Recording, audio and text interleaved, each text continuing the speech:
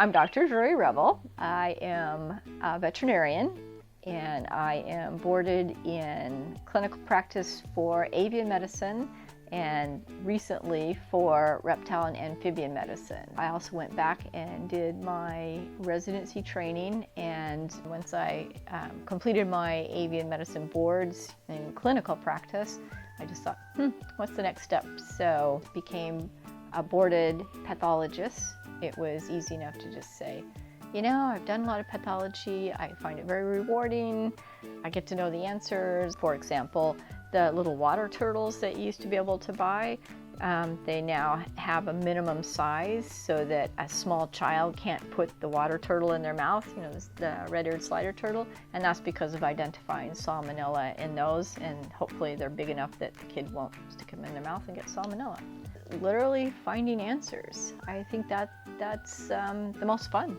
You sit there and you're looking at it, you've got all these tissues, it's like pieces of a puzzle again, and you've got information that the practitioner's given you, you've got information about the animal itself, and then now I've got little pieces of tissue that I'm looking at under the microscope, and it's like, ta-da, I found the answer, I know what happened. You know, knowing what it is a big relief. I mean, if you've got something wrong with your pet, exotic pet, and you don't know what it is, that's kind of distressing for people. I think most people are, they worry about it. You know, you can't go to work, you're thinking about it. It's like, should I be home? Should I have taken him in? Or when do I take him in? And what's the next step? What do we do next?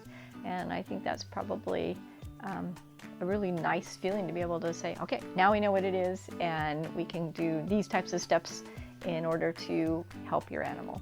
We can determine the etiology of a significant number of samples that come into us. The lesions will tell us or try to narrow down to certain disease agents that could have caused the problem. Things that can be very discouraging in this business is not knowing what happened. There are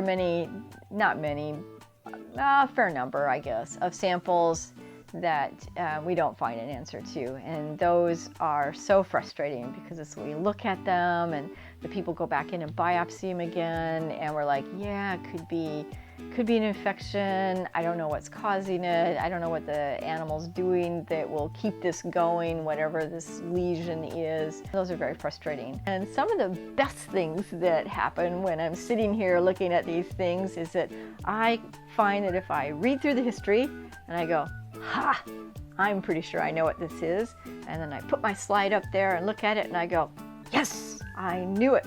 I knew that's what the disease was. And some of the even better is when the veterinarian has called me and we've talked about the case and it's very confusing and it's difficult to figure out what it is. We need to look for this lesion, and when you get a dead one, I want you to send in these tissues so that I can look at it and see if we can identify what the disease is. I think more necropsies should be done. We should do more of them.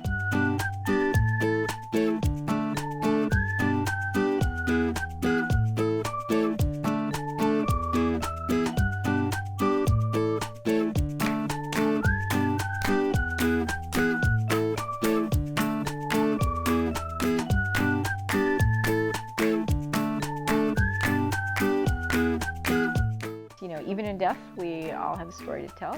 You know, everything that I've looked at, they typically have something to say about how they lived their lives and what the ultimate cause is.